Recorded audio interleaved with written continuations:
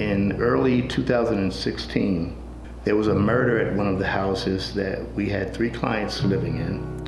Thank God they weren't involved, but I went to the site the very next day. The owner was there. He took me down in the basement, and what I saw was a partition that divided the basement in 2. It didn't go all the way to the ceiling. On either side of the wooden partition were 2 bunk beds that were about 10 inches off the ground, and they had the little plastic mattresses that were very familiar to me because I slept on them for 18 years in prison, and it was filthy. And I asked him if it looked like that when he moved people in, and he was incredulous. He was like, yeah, why? The why was it looked worse in the basement than upstairs where someone had gotten shot in the head. That struck me so profoundly. The kind of conditions that people were being asked to live in said basically, you ought to be satisfied and grateful with this. You don't deserve more than this.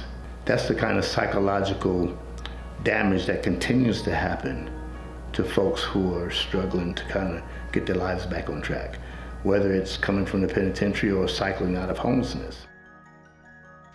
Before I came here to FATH, I was uncertain, afraid, unhappy. Yeah, it took so much weight off of me that I couldn't explain. I can't explain the elation, the happiness that I felt after that. In order for me to even start doing what I desire, I have to be stable, and my daughter has to be stable. I was scared to even tell anybody in my situation, and the only person that I kind of opened up to was Wanda. This is a permanent supportive housing, and so with that, they can stay here as long as they want, but we have to agree to support them while they're here. And support looks like if they need employment, if they need help with mental health, substance abuse, medical appointments, whatever they need to transition into the community, we're here to help them with that. When we first came and looked at this plot of land, I said to them, I want the building to look like it grew here as opposed to being built here. So if you notice this building, the colors of it, the materials, the wood, it fits right in.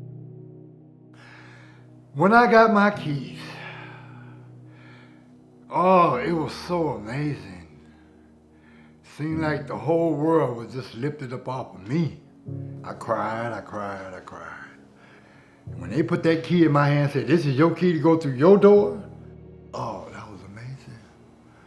I couldn't really accept the feeling, but I had to because I had the key in my hand. And I'm standing in front of my door. It was so amazing. We have big mirrors strategically placed throughout the building. And I had those put up because this is a population that has been invisible. The homeless people in particular are invisible sometimes to the general population. We wanted folks to see themselves. We wanted them to see the change in their countenance, the change in their look. We wanted them to know, not only do we see you, we want you to see you as well.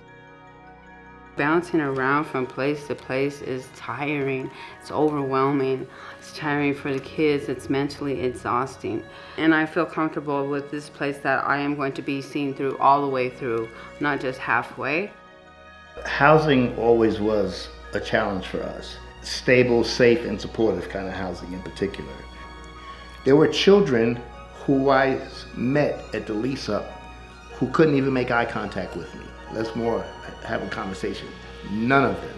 And now I come through this building and these same children are running around laughing, playing with some other children outside on the courtyard.